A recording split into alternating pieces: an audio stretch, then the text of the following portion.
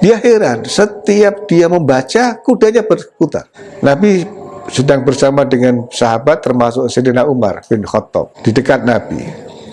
Sayyidina Umar itu mengajukan pertanyaan tetapi tidak terlalu digubris atau diabaikan oleh Nabi. Nabi sendiri juga di dalam situasi tertentu membaca surat tertentu. Maka orang-orang akan menyaksikan malaikat yang mendekatimu karena mendengar suaramu itu. Di hadapan 30 anak santri yang setiap orang satu juz, di hadapan kiainya, itu dari mulai ngangkat tangan begini turun karena lama dan panjangnya. Sebuah kebaikan membaca doa dimanapun, kapanpun, tidak perlu dalil khusus.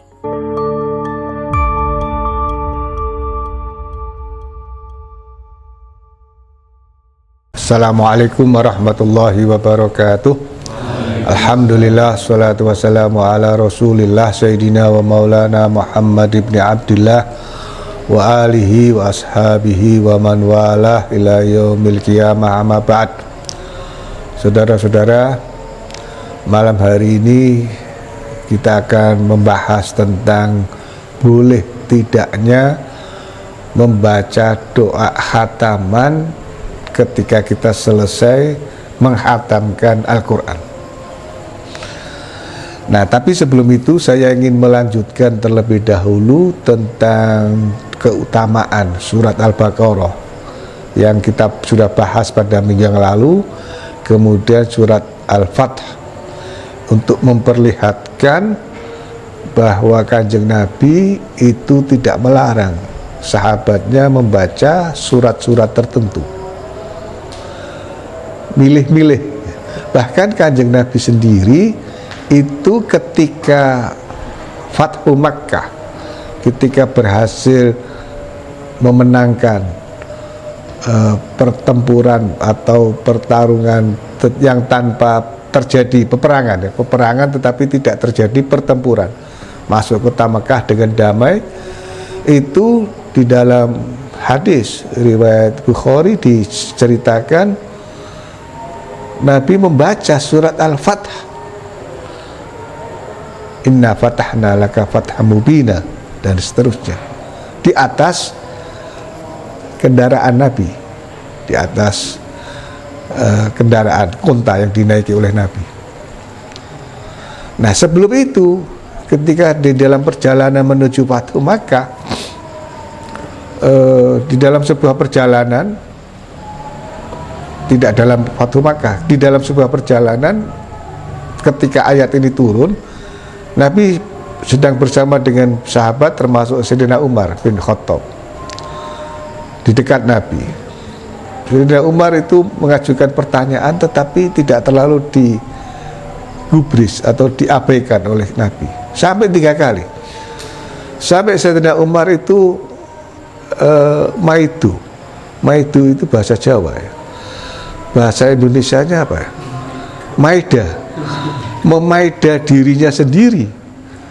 Ya, celaka engkau hai Umar. Nah, tapi setelah itu Sayyidina Umar lalu menjauh dari Nabi dan bergabung dengan sahabat yang lain, takut kalau turun ayat tentang Sayyidina Umar yang merasa mungkin akan dianggap mengganggu Kanjeng Nabi. Nah, setelah suasana tenang, kemudian Kanjeng Nabi menjelaskan. Jadi Nabi tidak mempedulikan itu, bukan tidak sedang tidak suka dengan Sayyidina Umar, enggak. Tapi saat itu sedang turun, yaitu turun surat Al-Fath.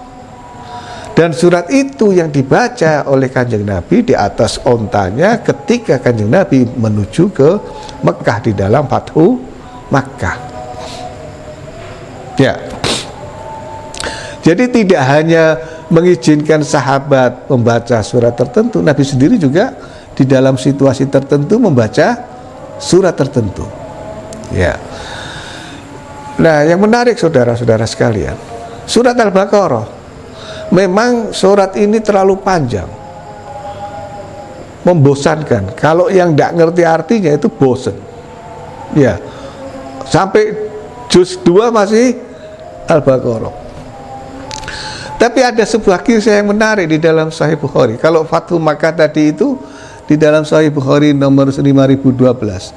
Nah, kalau surat Al-Baqarah itu 5018. Kisahnya menceritakan ada sahabat suatu malam dia membaca surat Al-Baqarah dan kudanya ada di dekatnya. Tiba-tiba ketika dia berhenti, ketika dia membaca, kuda itu berputar. Ketika dia berhenti, kudanya ikut berhenti. Nah, karena di situ ada anaknya yang dekat dengan kuda itu, dia berhenti. Dia takut kalau kemudian kuda itu berputar bisa mencelakai anaknya. Dia heran, setiap dia membaca, kudanya berputar. Ketika dia berhenti, kudanya ikut berhenti. Ya. Tapi ini tidak usah dipraktekkan karena tidak akan mandi kalau Anda semuanya. Lalu lapor kepada Kanjeng Nabi. Apa jawaban Kanjeng Nabi? Ketika engkau membaca surat Al-Baqarah itu, malaikat turun mendekati karena suara yang didengar oleh malaikat. Karena suaramu membaca surat itu, malaikat turun. Kudanya melihat malaikat yang turun. Kalau saja, kata Kanjeng Nabi, kalau saja engkau tetap membaca sampai pagi, maka orang-orang akan menyaksikan malaikat yang mendekatimu karena mendengar suaramu itu. Tapi itu tidak terjadi kan. Tapi memang yang dia lihat ketika melihat ke atas langit itu seperti ada masobih. Di dalam hadis riwayat Bukhari disebutkan seperti melihat lampu-lampu yang banyak sekali. Nah, ini saya akan kaitkan dengan khataman Al-Quran. Saudara-saudara, kita punya kebiasaan, tradisi yang baik. Setelah khatam 30 juz, kemudian An-Nas, ya, kemudian kita sambung dengan Al-Fatihah lagi. Bahkan setelah Fatihah kita sambung setidaknya 5 ayat di dalam surat Al-Baqarah yang awal. Iya kan? Itu tujuannya apa? Tujuannya supaya kita itu tidak sedang melakukan kegiatan yang bersifat kayak flowchart gitu loh. Ada awalnya, ada akhirnya, selesai sudah. Tapi sebuah siklus. Ya, sebuah siklus. Ini bukan terminal akhir. Ini akan kembali ke awal lagi. Supaya ketika sudah sampai An-Nas, kita baca Fatihah 5 ayat, maka besok kalau kita mau nyambung, tinggal ayat ke-6 surat Al-Baqarah. Nah itu sebetulnya ada dasarnya. Karena di dalam riwayat Imam Tirmidzi ada seorang sahabat yang bertanya, apa amalan yang baik? Kata Kanjeng Nabi, al-hal wal murtahal. Sahabat bertanya, apa itu Kanjeng Nabi yang dimaksud dengan al-hal wal murtahal? Al-hal wal murtahal adalah orang yang mengaji, membaca Al-Quran sampai selesai, kemudian memulai lagi. Memulai lagi. Jadi kalau ada orang membaca seperti yang kita lakukan, itu ada dasarnya. Kita kepingin melakukan amal yang baik seperti yang disabdakan oleh Kanjeng Nabi, yaitu setelah selesai kita membaca lagi, memulai lagi. Al-hal wal murtahal. Yang kedua, membaca, ini logika saya. Pertama, yang kita baca itu doa. Membaca doa itu tidak perlu dalil khusus. Bahkan cukup dengan menggunakan ayat Al-Quran. Ud'uni astajib lakum. Berdoa kapanpun, dimanapun, tidak perlu dalil khusus. Dalil khusus itu sudah kalah. Dalil khusus dari hadis atau sunnah Nabi itu derajatnya lebih rendah daripada dalil Al-Quran yang bersifat umum. Ya, karena membaca doa, apalagi doa itu dibaca setelah kita menyelesaikan membaca Al-Quran. Jadi meskipun mungkin bukan hadis yang sahih, karena untuk berdoa setelah kita selesai membaca Al-Quran, selesai 30 juz, tidak perlu hadis yang sahih, karena ada dasar ayat Al-Quran sebagai pegangan kita, tidak perlu dalil khusus. Nah, apalagi ada hadis meskipun tidak sahih, ya, yang menjelaskan orang yang kata Kanjeng Nabi, orang yang selesai sholat wajib baginya doanya mustajab, dan orang yang selesai menghatamkan Al-Quran tuntas wajib baginya doa yang mustajab. Hatam 30 juz, bukan hanya 3 kali surat Al-Ikhlas, ya, jangan dimanipulasi, ngakali. Banyak orang berakal, tetapi lebih banyak lagi orang yang ngakali. Orang berakal positif, ngakali negatif. Ya.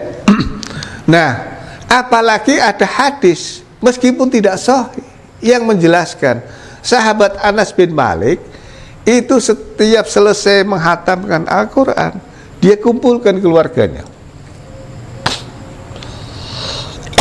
Dia kumpulkan keluarganya, lalu dia berdoa. Kan ada hadis Nabi yang mengatakan, aku tinggalkan kepadamu, ada versi satu hadis Al-Quran dan sunnahku, aku tinggalkan sahabatku, pegang. Apa yang dilakukan oleh sahabat Anas bin Malik bukan sahabat biasa, ini pelayan Nabi sejak umur 10 tahun. Loh, kalau kita membaca Al-Quran, membaca doa khataman Al-Quran, kemudian mengundang keluarga, mengundang teman, ada riwayat yang menjelaskan tentang dibacanya doa Al-Quran dan kemudian diamini 4.000 malaikat turun ikut mengamini. Ya, saya tidak tahu kok bisa ngitung jumlahnya 4.000, tapi mungkin saking banyaknya 4.000. Walhasil begini, kita ikuti apa yang pernah dilakukan oleh sahabat Anas bin Malik, karena kalau mengikuti sahabat-sahabat Anas yang lain dan termasuk sahabat Anas bin Malik, berarti kita pegang apa yang ditinggalkan oleh Kanjeng Nabi Muhammad SAW. Oleh karena itu, jangan kaget ya, jangan kaget kalau di dalam beberapa Al-Quran itu ada yang tidak ada doa khatamannya, tetapi ada yang doa khataman. Dan doa khataman Al-Quran itu juga tidak satu versi, banyak macamnya. Apa yang biasa saya baca ketika selesai menghatamkan Al-Quran itu doa yang dibaca oleh Abi Hurbah, panjang sekali. Saya pernah baca di sebuah khataman menjelang pernikahan, yang karena itu kalau saya baca dengan bacaan yang agak cepat saja itu bisa setengah jam. Nah, karena yang khataman Quran mau menikahkan anaknya itu malam hari minta supaya saya membaca doa khataman Quran, saya bilang saya biasa membaca doa setelah khataman Quran itu doa yang khusus yang ditulis oleh Abi Hurbah. Lama, tidak apa-apa Pak, semakin lama kan insya Allah berarti yang kita minta semakin banyak. Ya, udah di hadapan 30 anak santri yang setiap orang 1 juz, di hadapan kiainya, itu dari mulai ngangkat tangan begini turun karena lama dan panjangnya. Jadi jangan menganggap bahwa doa khataman Al-Quran itu hanya yang selama ini Anda kenal, ya toh, minta supaya dapat berkah dengan huruf alif menjadi ulfah, menjadi hati kita menjadi lunak, itu dan seterusnya dari mulai huruf alif sampai huruf ya dan seterusnya. Sebuah kebaikan membaca doa dimanapun, kapanpun, tidak perlu dalil khusus. karena sudah ada Al-Quran yang mengatakan ud'uni astajib lakum. Assalamualaikum warahmatullahi wabarakatuh.